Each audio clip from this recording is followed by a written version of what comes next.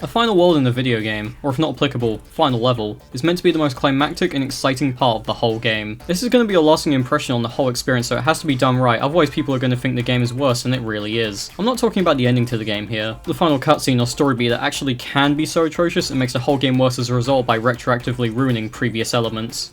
You know who I'm talking about. I'm talking about everything right before that, the final area, the final levels, boss, whatever. These serve as the culmination to the entire game, the last challenge the game has for you and should be the game's final showcase of everything it is and what it's about. So anyway, Kirby's Dream Land 2, am I right? See, I actually like this game overall. It's one of the less popular Kirby games, but I think it's pretty decent, especially for a Game Boy game. Good bosses, decent levels for what they had to work with, and an actually really clever puzzle that makes you think outside of the box. I'm not too sure where all the hate for this game comes from.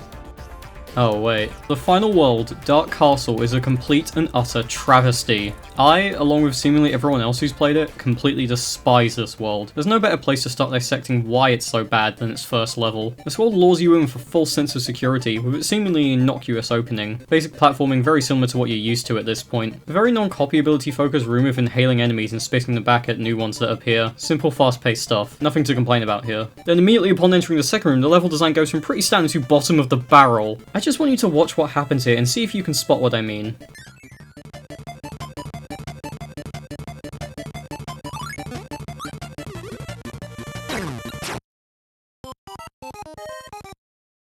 This is some evil-ass design. There's a collectible in this open path leading you to go to the right, but if you do that, you'll get crushed by the spikes on the auto-scroll as you're not able to make it up in time. It comes out of nowhere and sets the tone for the entire world right out of the gate. This is some Mario Maker troll level tier design for no reason other than causing a cheap death. In this game, you respawn in the room you died in, so it's not even wasting your time, it's just mean for the sake of it. If you avoid the death trap, you get into a tunnel where enemies come from both sides and only seem to go after you when you're not looking at them, which, whatever, it's fine. Then we get to the end of here, we fight a prime mini-boss, and the level is over.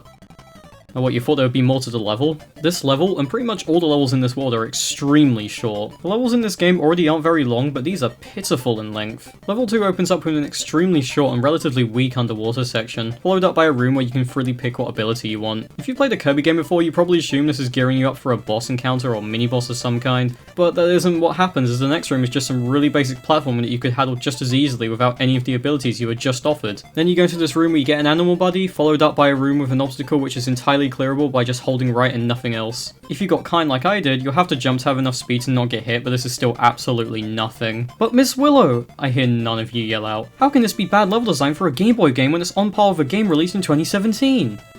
Wow, that's actually a really good point. The level ends with another repeat mini-boss, and that was the entire stage. It was barely even a minute long and had nothing interesting in it. Well, surely level 3 is a turning point, which, you know, the opening is more promising, it's more decent stuff based around no copy ability usage, which is pretty fun, but you may be noticing a pattern here. Just like level 1, we are instantly thrown into an auto-scroller after the first room, and this is the rest of the level. Yes, this boring auto-scroller is all there is to see here. So this does make this the longest level in the world so far, but why did it have to be the auto-scroller? Another repeat mini-boss caps off the level. We are almost halfway through this world and it is genuinely offered nothing of substance or interest. Well, level 4 has got to be where we mix things up a bit, right? Oh, sorry, my mistake. I'm such a silly goose. I've accidentally used footage from level 1 and flipped it. Silly me. I'll just...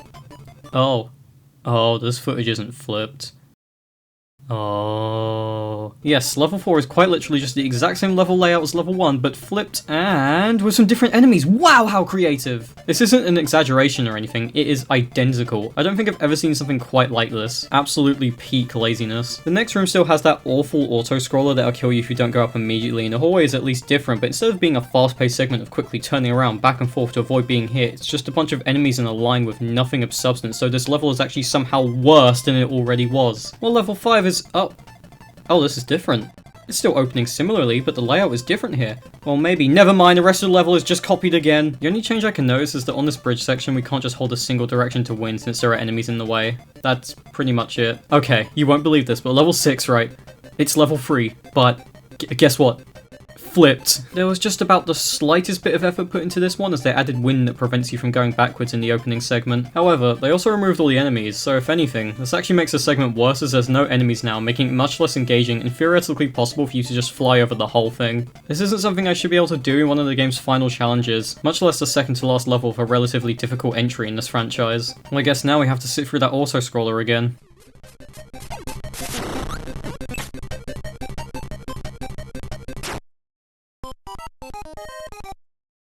You know that auto-scroller from level 3, and how it was really boring with nothing going on? Well, let's take that auto-scroller, flip it, so now it's an auto-scrolling pick-a-path! I have jokes about Mario Maker tier design. In fact, it's one of my favourite comparisons to make about level designs. But this is quite literally something you would only expect to find in a level from that game. If you were paying attention during level 3 and memorised the path, you'd be able to get through this thing just fine. It's the exact same layout but flipped. But in case you didn't randomly take notes for this part of level before you knew these levels would even be repeated for some reason, you'll just have to trial and error the rest of this level. Remember when I said this is the longest level in the world so far about level 3? That's a problem when all of the levels in auto-scrolling pick-a-path. These mirrored levels are genuinely some of the worst design I think I've ever seen. Listen here, devs of a game older than me. Just because a castle is symmetrical from the outside doesn't mean the inside is as well. I'm sure they thought they were real clever thinking of this idea. Dude, like, what if we made a world where there was, like, 3 levels, but the outside on the world map is, like, symmetrical, dude? So the other 3 levels are just the same ones,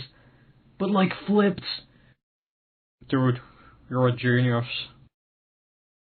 Also, why are you a surfer? It just fit the vibes, man. The final level is actually different as it doesn't directly mirror a previous level. So does that mean it's good? No, it means it's just its own flavour of bad. The Rainbow Drop, which are a 1 per world collectible in this game required for the true ending, was kept in this level, where some of the previous ones had very convoluted but as a result engaging puzzles for a Kirby game attached to them. The final one is pathetic. You just need to bring Kine with Spark to this room so you can use them as a light bulb to see the paintings on the wall. It's just a set of abilities laid out and you just need to remember the order of them and then open the corresponding doors to the order of the abilities listed on the wall. That's it. The level is entirely built around doing this too. The level design here is basically non-existent. It's just one stretched out puzzle room which would otherwise be a footnote in any actual good Kirby game like Kirby 64. And that's not just me making things up because there's a very similar puzzle in Kirby 64 that takes up a single room in a bigger level. It is absolutely in every way completely pitiful. It doesn't even function as a regular level because it is so laser focused on this quote-unquote puzzle. I don't even have anything else to say about it. There's nothing here. So, after all those levels, are you ready for the boss? Oh boy, I wonder what terrible concoction they've got brewing out there. Well, sorry to spoil the fun of being all negative, but I actually quite like the bosses in this world, much like the rest of the bosses in this game. Dedede feels like a remixed version of his fight in Dreamland 1, with him being generally slower and easier to counterattack. However, sometimes in this fight he'll get really angry, becoming faster and more aggressive along with every single one of his attacks behaving differently. This isn't exclusive to this fight, but something I really like about early Kirby games is how built around you being able to fly the bosses are, to the point where the ability to fly is only useful for avoiding very specific attacks and not much else, since you're unable to return fire while flying like this. This is a good boss fight. Same goes for the true final boss, Dark Matter Swordsman. This is a surprisingly spacing heavy boss fight, rewarding finding safe spots where you can still lay into the boss and do tons of damage. He also has this Dark Orb attack which you can reflect back at him, which is really fun to do.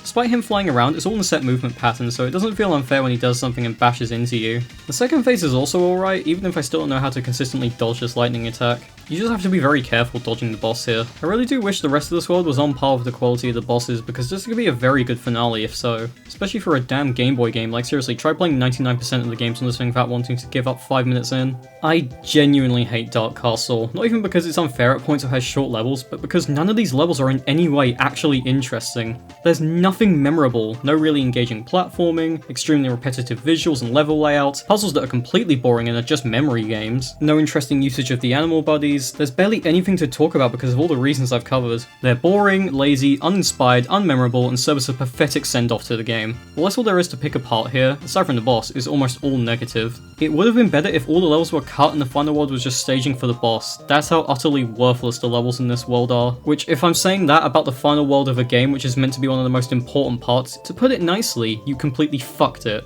If you want to play a Kirby game from this era that doesn't have an awful final world, well, don't play Kirby's Dream Land 3, that game's gameplay is kinda ass, but play Kirby's Adventure instead. It's a very cool game, and as a bonus it's one of maybe 10 NES games that's actually good.